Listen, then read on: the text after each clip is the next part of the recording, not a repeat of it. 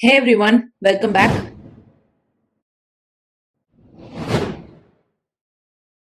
இந்த வீடியோல ரிட்ஸ் ரிலேட்டடா குவிசஸ் பார்க்க போறோம்.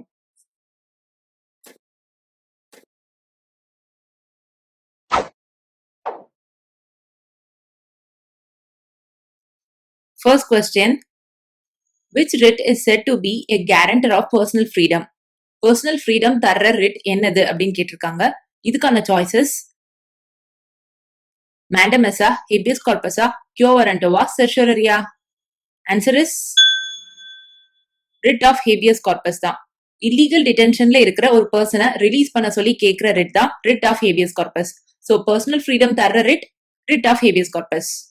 Next question, writs under Article 32 can be sought for the enforcement of. Article 32 கீழ சொல்லியிருக்கிற ரிட்ஸ் எல்லாம் எதை என்ஃபோர்ஸ் பண்ண சொல்லி கேட்கலாம்? ஃபண்டமெண்டல் ரைட்ஸா, கான்ட்ராக்சுவல் ரைட்ஸா, ஸ்டாட்யூட்டரி ரைட்ஸா, இல்ல இதுல சொல்லியிருக்கிற எல்லா ரைட்ஸுமேவா? ஆன்சர் என்னன்னா ஆர்டிகல் 32 கீழ ஃபண்டமெண்டல் ரைட்ஸை மட்டுமே என்ஃபோர்ஸ் பண்ண முடியும். Next question, how many kinds of writs have been recognized under the Indian Constitution? Indian கான்ஸ்டிடியூஷன்ல எவ்வளோ டைப்ஸ் ஆஃப் ரிட் சொல்லியிருக்காங்க? Choices are, the answer is Indian கான்ஸ்டிடியூஷன்ல 5 கைண்ட்ஸ் ஆஃப் ரிட் சொல்லியிருக்காங்க. அது என்னதெல்லாம்னா writ of habeas corpus, mandamus, prohibition, quo warranto and certiorari. இந்த ஒரு ரிட்ஸை பத்தி நம்ம அடுத்தடுத்த கொஸ்டின்ஸ்ல பார்க்கலாம். Next question, which of the following articles of the Constitution relates to the issuance of writs? Choices are, இந்த ஆர்டிகல்ஸ்ல எந்த ஆர்டிகல் கீழ ரிட் இஷ்யூ பண்ணலாம் அப்படின்னு கேட்டிருக்காங்க. இதுக்கான ஆன்சர் ஆர்டிகல் 32 and 139. இந்த ரெண்டு ஆர்டிகல்ஸ் கீழேயும் ரிட் இஷ்யூ பண்ணலாம். ஆர்டிகல் 32 கீழ சுப்ரீம் கோர்ட் ரிட் இஷ்யூ பண்ணுவாங்க for the enforcement of fundamental rights only. whereas article 139 கீழ சுப்ரீம் கோர்ட் ரிட் இஷ்யூ பண்ணலாம் for any other purposes. Fundamental ரைட்ஸை என்ஃபோர்ஸ் பண்ண சொல்லி மட்டுமே ஆர்டிகல் 32 கீழ சுப்ரீம் கோர்ட் ரிட் இஷ்யூ பண்ண முடியும்.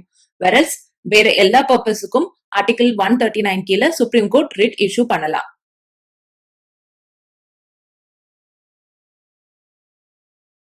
Which of the following articles allows issuance of writs for enforcing rights other than fundamental rights? Fundamental rights தவிர வேற ரைட்ஸை என்ஃபோர்ஸ் பண்ண சொல்லி எந்த ஆர்டிகல் கீழே கேட்கலாம்? இதுக்கான சாய்ஸஸ், ஆன்சர் இஸ் ஆர்டிகல் 32 கீழ ஃபண்டமெண்டல் ரைட்ஸை என்ஃபோர்ஸ் பண்ண சொல்லி மட்டுமே கேட்க முடியும். whereas ஆர்டிகல் 139 கீழ ஃபார் எனி அதர் பர்பசஸ் ரிட்டை கேட்கலாம். Next question, A is being illegally detained by police authorities. Which of the following writs can A's wife seek from the court to secure his release? A வந்து இல்லீகலா detain பண்ணப்பட்டிருக்காரு by police authorities. So ஏயோட wife எந்த ரிட்டை கேட்கலாம் அவரை release பண்ண சொல்லி? The choices are, personal freedom ரிலேட்டடா இருக்கிற writ of habeas corpus. So ஏயோட வைஃப் என்ன ரிட்டை கேட்கலாம்? ஹேபியஸ் கார்பஸ் கேட்கறது மூலமா ஏய இல்லீகல் டிடென்ஷன்ல இருந்து ரிலீஸ் பண்ணலாம். Next question, is there any general rule that a person cannot approach the Supreme Court for the enforcement of fundamental rights without approaching the High Court first? Fundamental ரைட்ஸை enforce பண்ணணும்னா டைரக்டா supreme கோர்ட்டை approach பண்ண முடியாது. முதல்ல ஹைகோர்ட்டை approach பண்ணிட்டு அதுக்கப்புறம் தான் சுப்ரீம் கோர்ட்டை அப்ரோச் பண்ணணும். இப்படின்னு ஒரு ஜெனரல் ரூல் இருக்கா? இதுக்கான சாய்ஸஸ் இருக்கா இல்லையா? இருக்கு, ஆனா சில எக்ஸெப்ஷன்ஸ் இருக்கு. கோர்ட்டோட டிஸ்கிரிஷன் பொறுத்துதான். சோ இந்த 4 சாய்ஸஸ்ல எது ஆன்சர்? அப்படி ஒரு ஜெனரல் ரூல் கிடையாது. முதல்ல ஹைகோர்ட் அப்ரோச் பண்ணிட்டு தான் சுப்ரீம் கோர்ட் அப்ரோச் பண்ணணும் அப்படின்னு ஜெனரல் ரூல் கிடையாது. ஹவவர் டைரக்டா ஹைகோர்ட் அப்ரோச் பண்ணாம சுப்ரீம் கோர்ட் அப்ரோச் பண்ணினா கண்டிப்பா சுப்ரீம் கோர்ட் கேட்பாங்க, நீங்க ஏன் முதல்ல ஹைகோர்ட் அப்ரோச் பண்ணலன்னு. அப்படி சுப்ரீம் கோர்ட் நீங்க ஏன் ஹைகோர்ட் அப்ரோச் பண்ணலன்னு கேட்டா நீங்க அந்த இடத்துல கண்டிப்பா ஆன்சர் பண்ணும். உங்களுடைய ரீசன் வேலிடா இருந்துச்சுன்னா அப்போ உங்களுடைய பெட்டிஷனை டைரக்டா சுப்ரீம் கோர்ட் என்டர்டெயின் பண்ணுவாங்க. Next question, is it a general rule that a person cannot seek issuance of a writ in the event that an alternative remedy is available? ஒருவேளை உங்களுக்கு அல்டர்னேட்டிவ் ரெமெடி இருந்துச்சுன்னு சொன்னா writ issue பண்ண சொல்லி கேட்க முடியாது அப்படின்னு ஏதாவது ஜெனரல் ரூல் இருக்கா? Choices R and the answer is அப்படி ஒரு ஜெனரல் ரூல் இருக்கான்னு சொன்னா இருக்கு. ஆனா அது எப்பவும் ஃபாலோ பண்ணப்படுதானா? இல்ல. ஒருவேளை உங்களுக்கு அல்டர்னேட்டிவ் ரெமெடி இருந்துச்சுன்னு சொன்னா நீங்க ரிட் இஷ்யூ பண்ண சொல்லி கேட்க முடியாது. பட் இதுக்கு எக்ஸெப்ஷன்ஸ் கூட உண்டு. ஒருவேளை உங்களுடைய அல்டர்னேட்டிவ் ரெமெடி எஃபெக்டிவா இல்லைன்னு சொன்னா நீங்க ரிட் இஷ்யூ பண்ண சொல்லி கேட்கலாம். சோ உங்களுடைய அல்டர்னேட்டிவ் ரெமெடி எஃபெக்டிவா இல்லனா சீரியஸ் ஹியூமன் ரைட்ஸ் வயலேஷன் நடந்திருக்கு, சீரியஸ் ஃபண்டமெண்டல் ரைட் வயலேஷன் நடந்திருக்கு, அதனால அல்டர்னேட்டிவ் ரெமெடி போதாது, ரிட் இஷ்யூ பண்ண சொல்லி தான் கேட்க முடியும் அப்படின்ற மாதிரி சிச்சுவேஷன்ல எக்ஸெப்ஷன்ஸ் உண்டு. சோ எஃபெக்டிவான அல்டர்னேட்டிவ் ரெமெடி இருந்துச்சுன்னு சொன்னா ரிட் இஷ்யூ பண்ண சொல்லி கேட்க முடியாது. இது general rule. Next question. Writ of mandamus relates to performance of a legal duty by any public authority, quashing of an order passed without jurisdiction, inquiring into the authority by which a public office is being held, preventing an inferior court from acting without jurisdiction. The answer is ஒரு public அத்தாரிட்டிய அவங்களுடைய statutory டியூட்டியை செய்ய சொல்றதுதான் writ of mandamus. ஆனா அந்த person கண்டிப்பா ஒரு public ஆபீஸ்ல தான் வேலை செய்யணும். அவர் ஒரு பிரைவேட் ஆபீஸ்ல வேலை செஞ்சிருக்க கூடாது. அண்ட் இந்த ஆர்டர் மூலமா அவரை எந்த வேலை செய்ய சொல்றோமோ அது பப்ளிக் டியூட்டியா தான் இருக்கணும். அது அவருடைய பிரைவேட் டியூட்டியா இருக்கக்கூடாது, ஆர் பிரைவேட் ஒர்க்கா இருக்கக்கூடாது.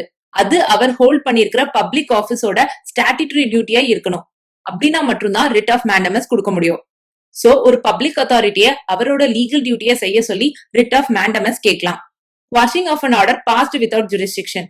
ஒரு லோயர் கோர்ட் ஆர்டர் போட்டுட்டாங்க, ஆனா அந்த கேஸை என்டர்டைன் பண்றதுக்கு அவங்களுக்கு ஜுரிஸ்டிக்ஷனே இல்ல அப்படின்னு சொன்னா அந்த மாதிரி ஆர்டரை, ஆல்ரெடி போட்ட ஆர்டரை குவாஷ் பண்ண சொல்லி கேட்கிற ரிட் தான் writ of certiorari. Enquiring into the authority by which a public office is being held. ஒருத்தர் ஒரு பப்ளிக் ஆஃபீஸ்ல இருக்காரு, ஆனா அவர் ப்ராப்பரான அத்தாரிட்டி மூலமாவோ ப்ராப்பரான வாரண்ட் மூலமாவோ அவர் அந்த பப்ளிக் ஆஃபீஸ்ல இல்ல. அப்படின்ற டைம்ல அவர் எந்த வாரண்ட் மூலமா, அவர் எந்த அத்தாரிட்டி மூலமா அந்த பப்ளிக் ஆஃபீஸ்ல இருக்கிறாரு அப்படின்னு சொல்லி கேட்கறதுக்கு இஷ்யூ பண்ற ரிட் தான் writ of quo warranto. Preventing an inferior court from acting without jurisdiction. ஒரு லோயர் கோர்ட் அவங்களுடைய ஜுரிஸ்டிக்ஷன் தாண்டி அவங்க எந்த வேலையும் செய்ய விடாம தடுக்கிறது தான் writ of prohibition. Next question. A writ of certiorari can be issued to prevent an inferior court from proceeding further in a case due to lack of jurisdiction. Writ of certiorari issue பண்றது மூலமா ஒரு lower court அவங்களுடைய jurisdiction தாண்டி அவங்க வேலை செய்யறத தடுக்கலாம் அப்படின்னு இந்த ஸ்டேட்மெண்ட் சொல்லுது. சோ இதுக்கான சாய்ஸஸ். ஆன்சர் இஸ் ஒரு லோயர் கோர்ட் ஏற்கனவே ஒரு ஆர்டர் போட்டுட்டாங்க, அந்த ஆர்டரை குவாஷ் பண்ணணும் அப்படின்னு சொன்னதான் ரிட் ஆஃப் சர்ஷியரரி இஷ்யூ பண்ண முடியும். ஆனா இந்த கேஸ்ல சொல்லிருக்காங்க ஒரு லோயர் கோர்ட் அவங்களுடைய ஜுரிஸ்டிக்ஷனை தாண்டி எந்த வேலையும் செய்ய விடாம தடுக்கணும், பிரிவென்ட் பண்ணணும். இந்த கேஸ்ல ரிட் ஆஃப் ப்ரோஹிபிஷன் தான் வரும், ரிட் ஆஃப் சர்ஷியரரி கிடையாது. Next question. Which article was called by Dr. Ambedkar as the heart and soul of Indian Constitution? So எந்த article doctor Ambedkar heart and soul of Indian constitution அப்படின்னு சொன்னாரு? Article 32 தான் doctor Ambedkar heart and soul of Indian constitution அப்படின்னு சொன்னாரு.